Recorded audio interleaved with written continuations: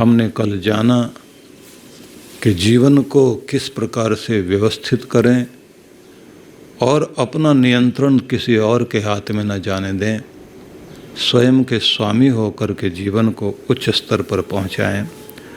साथ में ये भी जाना कि हम परम शांति के लिए परमात्मा की शरण ग्रहण करें, लेकिन शरण ग्रहण करने का प्रकार क्या हो सकता है, इस अध्याय में, छठे अध्याय में भगवान श्री कृष्ण ये भी समझाते हैं। श्रद्धा भाव से गीता का छठा अध्याय खोल के देखना और 10वां श्लोक पढ़ना, जहाँ भगवान का एक निर्देश है कि तुम परम तत्व से स्वयं को जोड़ना चाहते हो और अपने जन्म जन्मांतरों के दुखों से छूटने के लिए और परम आनंद की प्राप्ति के लिए प्रयत्नशील हो, तो तुम्हें एक मार्ग दर्शाता हूँ।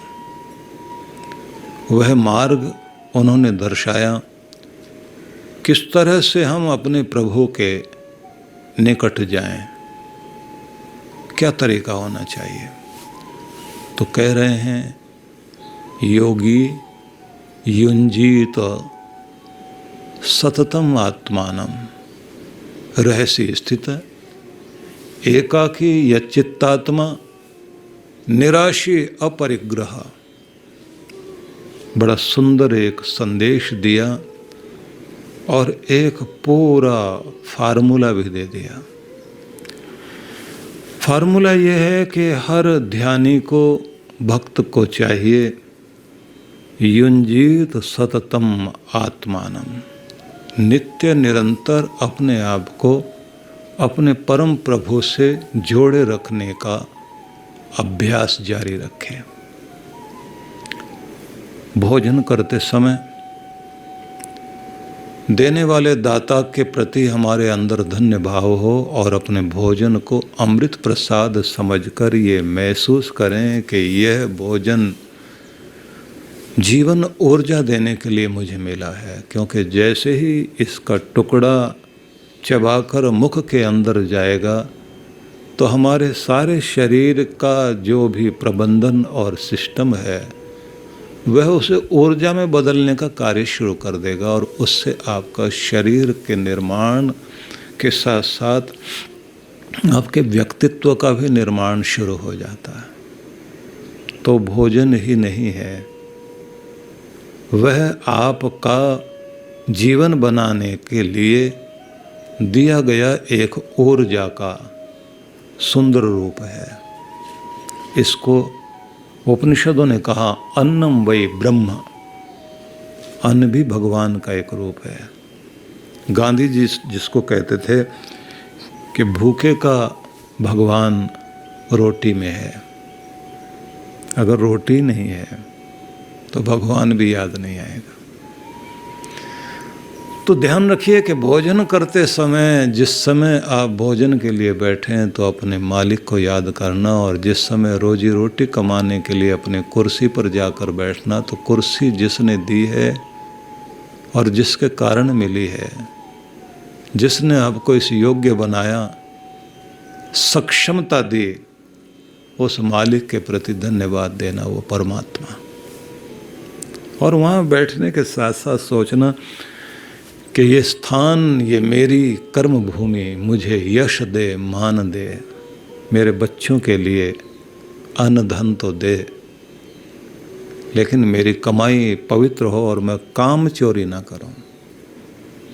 हमारे यहाँ कुछ लोगों में ये दोष है भारत में, काम चोरी को बहुत महत्व देने लगे हैं। ऐसी नौकरी है, कुछ करना ही नहीं पड़ता, बस ऊपर से बहुत कुछ मिल रहा है। अब ऊपर से मतलब भगवान से नहीं, वो जो आप लोग समझते ही हैं, लिखा होता है रिश्वत लेना देना अन्याय है, तो कॉमा लगा के समझ लेते हैं लोग, अन्य आय है। और बड़े धार्मिक बनने की चेष्टा करते हैं, साहब बहुत अच्छे हैं, प्याज लहसुन बिल्कुल नहीं खाते, बस रिश्वत खाते हैं। तो विचार करके देखिए कि जहाँ हम काम की चोरी करें, छल कपट लेकर बैठें, तो रोजी रोटी कमाकर जो घर में लेकर जाएंगे तो अन्न से मन बनता है, पानी से वाणी बनती है। और जैसा हम लोग अपने घर का वातावरण बना देते हैं, वैसा ही हमारे बच्चों का व्यक्तित्व बनने लगता है। और आपकी सारी दौलत तो आपका घर परिवार, आपके बच्चे हैं। अगर वही बिगड़ गए तो फिर आप इस धन से धन्य नहीं हो सकते। पुराने लोगों ने कम पढ़े लिखे होने के बाद भी एक संस्कार सीखा हुआ था। जब पूछते थे, सेठ जी आपकी दुकान से माल खरीद रहे हैं, माल शुद्ध तो है, मात्रा ठीक तो है, गुणवत्ता अच्छी है, क्वालिटी ठीक है, नाप तोल ठीक है, कुछ गलत तो नहीं है, तो व्यक्ति के मुंह से निकलता था कि बाल बच्चेदार आदमी हूँ, गुनाह क्यों करूँगा। अब जब पूछा जाता है कि कुछ ठीक ठाक है माल, को गड़बड़ तो नहीं, आगे से हंसता है, मुस्कुराता, भाई थोड़ा बहुत तो देखो चलता ही है, बाल बच्चेदार आदमी, कुछ न कुछ कमाने के लिए, बच्चों के लिए कुछ तो करना ही पड़ता है, हरकत में ही बरकत है। सीधे सीधे ढंग से कहाँ कोई कमा पाता है। तो इस तरह की जो वृत्ति हो गई, पहला व्यक्ति बच्चों को हमारे गुनाह का और हमारी कमाई का गलत ढंग हमारे बच्चों को न बिगाड़ दे, इस बात का ध्यान था। अब बच्चों का भविष्य पैसा बनाएगा, ये सोच लिया हमने। ध्यान रख लीजिए, गलत कमाई जैसे आई वैसे जाएगी और मनोवृत्ति बिगाड़ कर जाएगी। तो विषय ना बदल जाए। आपको ये कहना चाहता हूँ कि अपनी रोजी रोटी के स्थान पर बैठने के साथ ही अपने प्रभु को धन्यवाद करना, भोजन के समय धन्यवाद करना, और जब आप जागते हैं सुबह तो प्रार्थना करना। इस प्रभात वेला का मैं प्रसन्नतापूर्वक स्वागत करता हूँ। आसमान से उतरती हुई सूरज की किरणों के साथ अपने अंदर उस जागृति को लेकर आता हूँ कि आलस्य और लापरवाही का परित्याग करते हुए आज के दिन को सुंदर, मधुर और प्रभावी बनाने के लिए प्रयत्नशील रहूँगा। मेरे संपर्क में आने वाले लोगों को मेरे साथ मधुरता का और प्रेम का अच्छा परिचय मिलेगा। आज के दिन को मैं यादगार दिन बनाऊंगा। यह अमृत वेला मेरे लिए नया अवसर और नया उपहार लेकर आई है, इसको मैं पहचान रहा हूँ और आज के दिन का अच्छे से उपयोग करने के लिए संकल्पबद्ध हूँ। मैं जल्दी जल्दी इसलिए बोल रहा हूँ कि आप सुने और बाद में इसे नोट करें, क्योंकि पूरे विश्व में ये प्रसारण जा रहा है, दुनिया के कोने कोने में जा रहा है और राजस्थान की धरती से ये सत्संग की गूंज उठी है, लेकिन पूरे विश्व भर में लोग इस समय सुन रहे हैं। तो आप YouTube पर या Facebook पर जा कर के बाद में वहाँ से आप रिकॉर्ड इतना तो कर सकते हैं, नोटेशन ले सकते हैं कि इन शब्दों को बार बार आप खुद दोहरा सकते हैं। मैं प्रसन्न हूँ, मैं आनंदित हूँ, मैं साहसपूर्ण हूँ, मैं शांति और शक्ति से युक्त हूँ, मैं योग्य हूँ, मैं सक्षम हूँ, आगे बढ़ने की इच्छा हमेशा रखता हूँ, आगे बढ़ रहा हूँ, आगे बढ़ता जाता हूँ। इस तरह का अफर्मेशन सुबह सुबह अपने मन में लाने की चेष्टा कीजिए। मैं धन्यवाद करता हूँ उस मालिक का जिसने मुझे जीवन दिया है, उस परमात्मा का। वह परमात्मा जो अंग संग रहकर मेरा साथ हमेशा निभाता है, मुझे अनेक संकटों से जिसने निकाला है, जो हमेशा ही कृपा करता है, सखा बनकर, पिता बनकर, माता बनकर, सारे संबंध तो मेरे उससे हैं। मैं उसकी प्रार्थना के साथ ही अपने दिन की शुरुआत करता हूँ, अपने भोजन के समय उसे याद करता हूँ, और जो भी कर्म करता हूँ तो मैं महसूस करता हूँ कि मेरे साथ एक शक्ति चलती है। वह दिव्य शक्ति कोई और नहीं, मेरा सखा बनकर मेरे साथ उंगली पकड़कर मेरा परमात्मा चलता है। मैंने अपना हाथ अपने भगवान को पकड़ा रखा है। आप महसूस करोगे कि कोई शक्ति आपके साथ है। जितना जितना आप अपने आप को भगवान को सौंप देंगे, वो भी आपको अपनाएगा।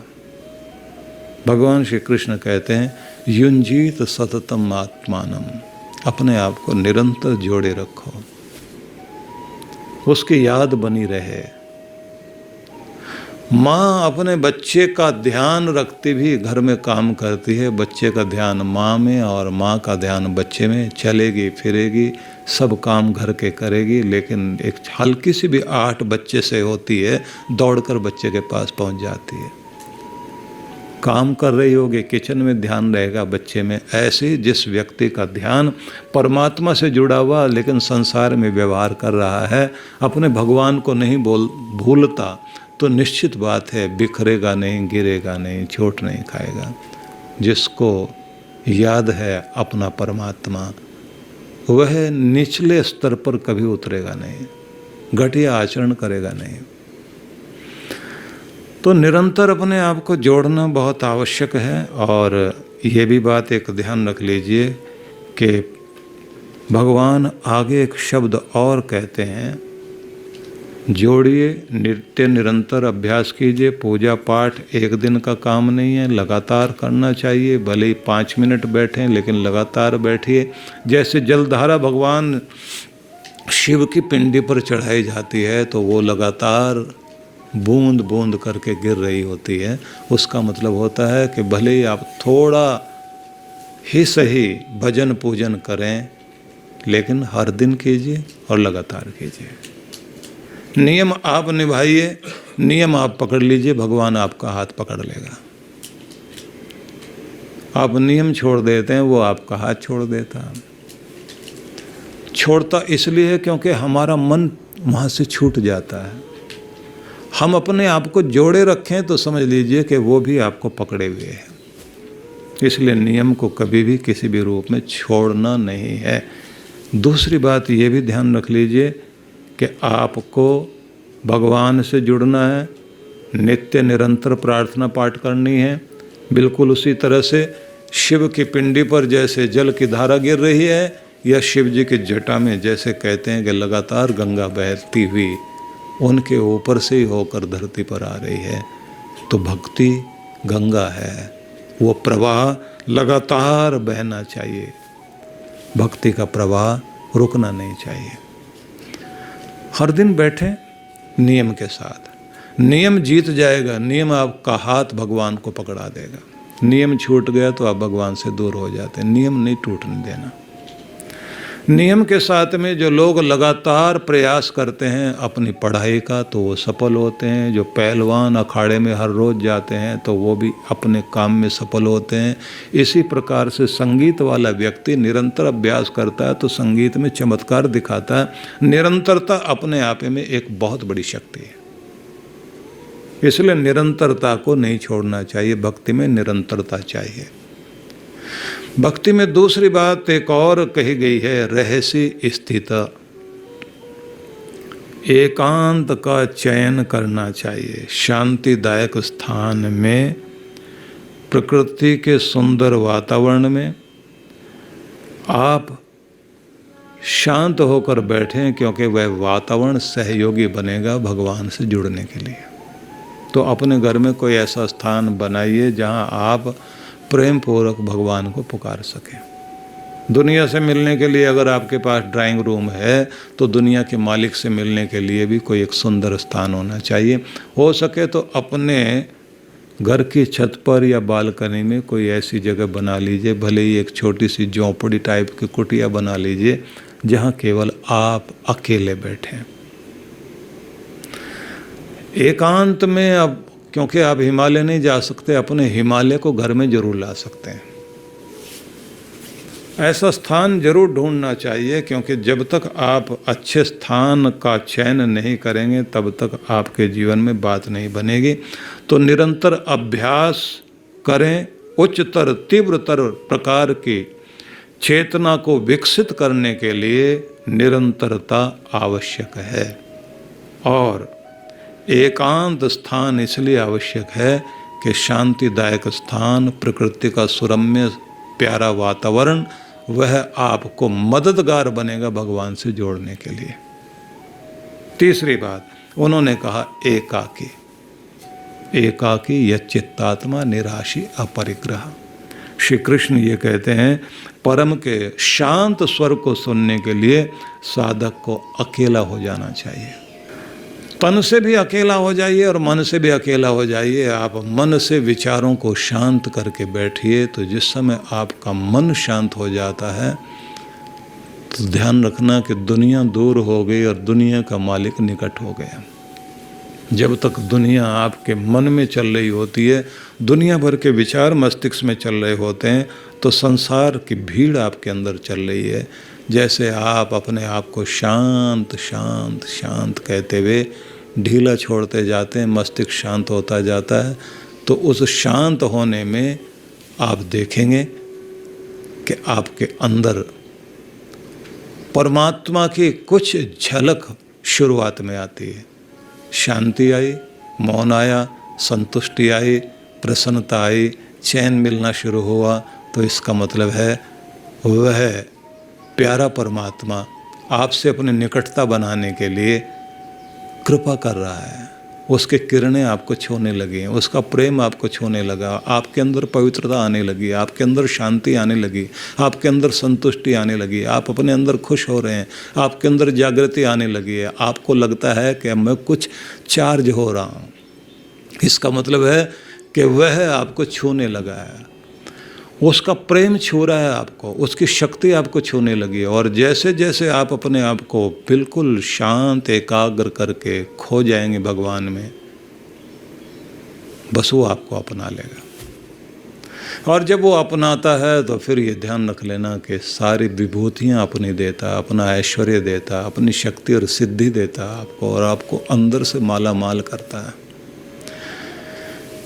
जिन लोगों को ध्यान के कार्यक्रम में हम लोगों ने पूरे साल भर के लिए बैठाया, अब उन लोगों की जो प्रतिक्रियाएं आ रही हैं,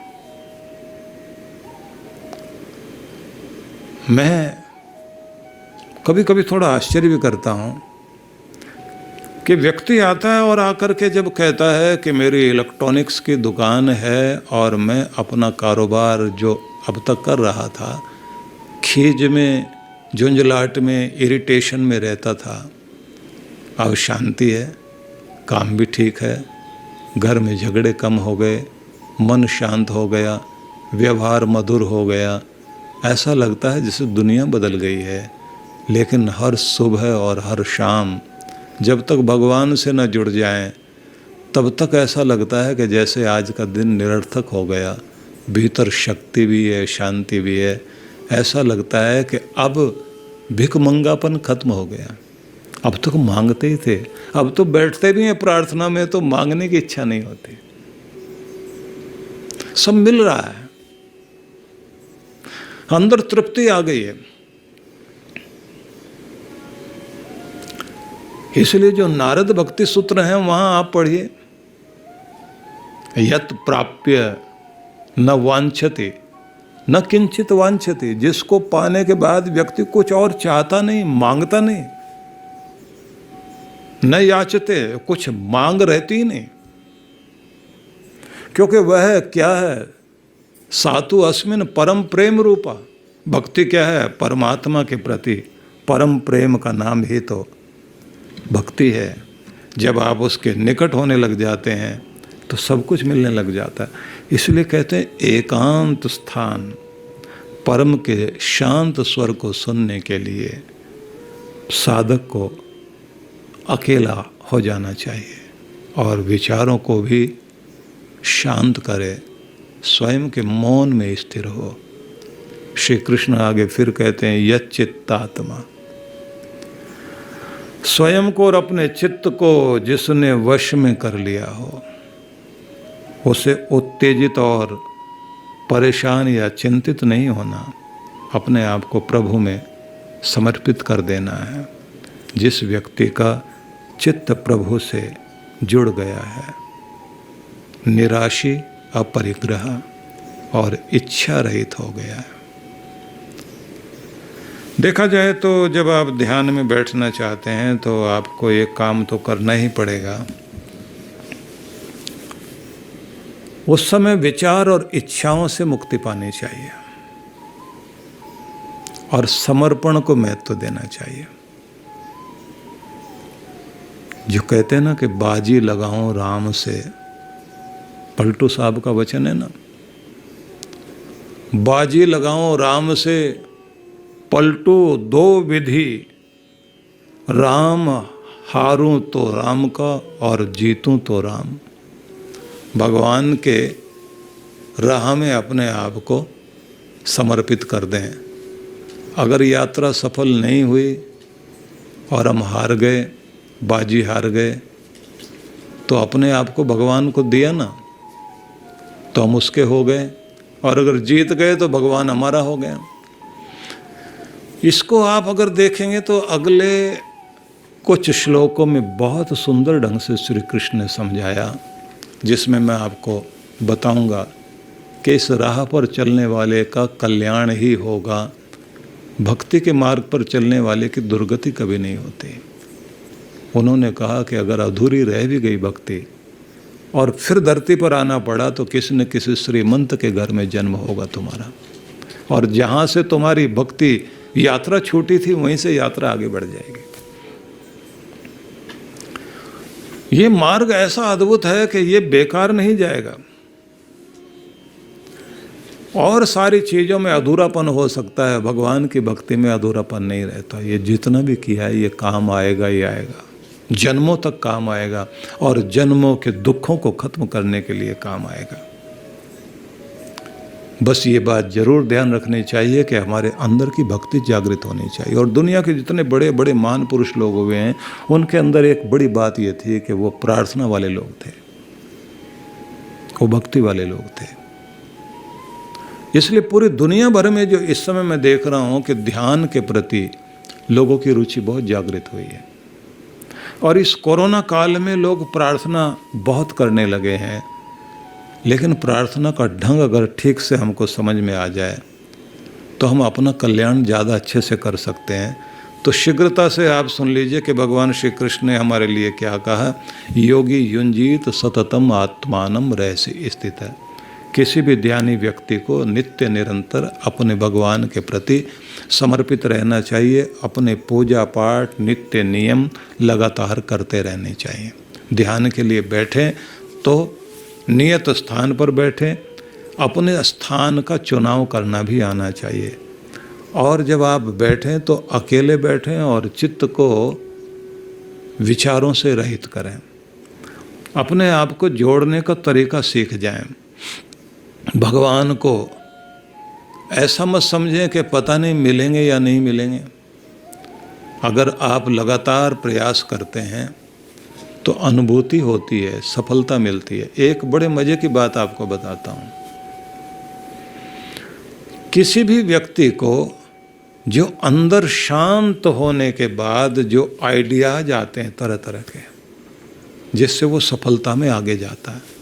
कुछ लोग तो वो होते हैं जो नकल करते हैं दूसरों की, ज़्यादातर तो भीड़ का हिस्सा वही है। लेकिन कुछ लोग वे होते हैं जिनके पास ओरिजिनल कोई आइडिया आता है और उसके आधार पर वो सफल होते हैं और नई नई चीज़ों का आविष्कार करते जाते हैं। और लोग कहते हैं यार लाता कहाँ से है ये।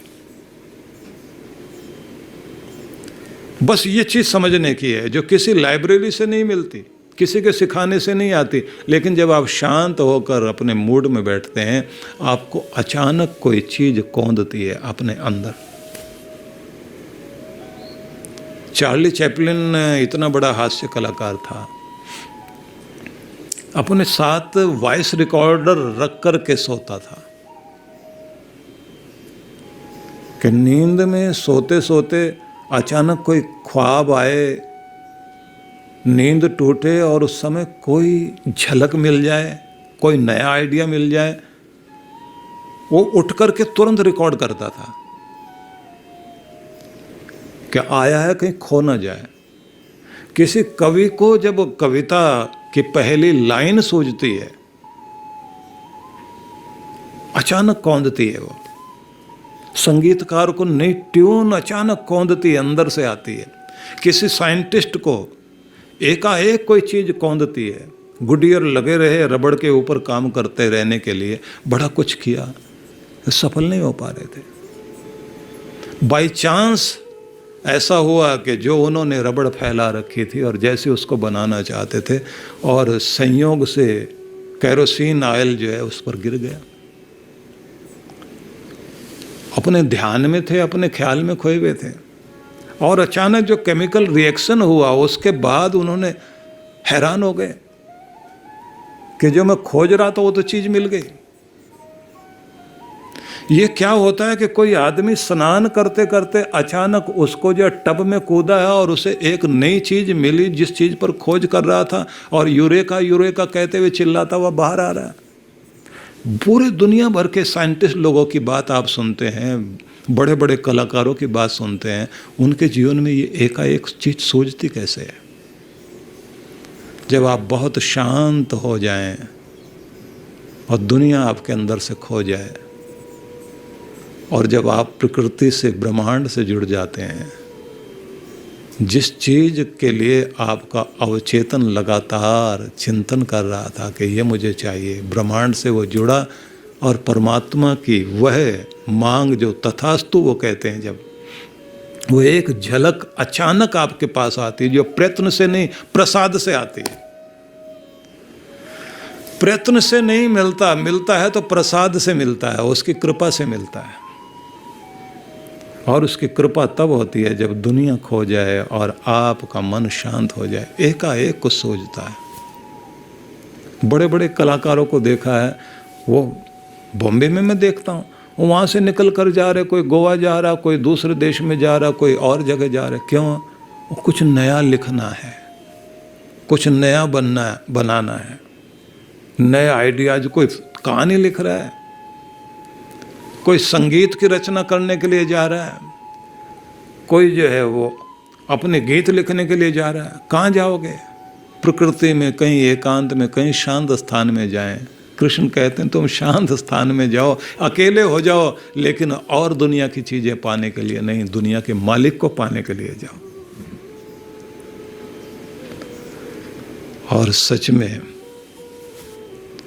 आपके अंदर उतरता है वह निराशी अपरिग्रह। और श्री कृष्ण आगे कहते हैं कि जब अपने ध्यान में जाकर अकेले होकर के बैठो तो संसार की वस्तुओं और संग्रह के लोभ से अपने आप को अलग हटा करके बैठना।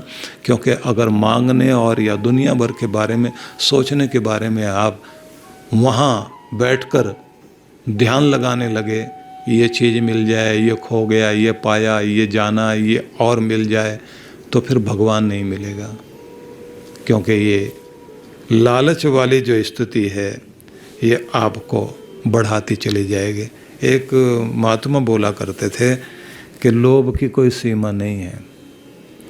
आपके तन के, परिवार की आवश्यकताएं पूरी हो जाएं तो जिस साइकिल में बैठे हुए थे उसका पैडल मारना बंद कर दो।